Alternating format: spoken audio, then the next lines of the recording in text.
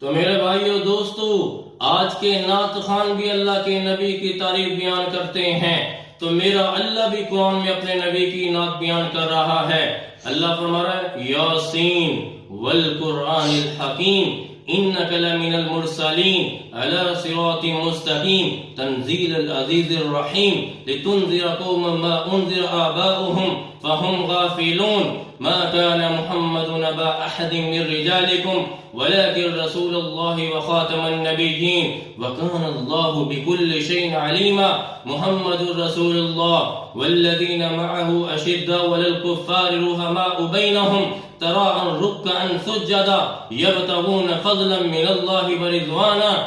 والنجم إذا هوى ما ضل صاحبكم وما غوى وما ينطق عن الهوى إن هو إلا وحي يوحى علمه شديد القوى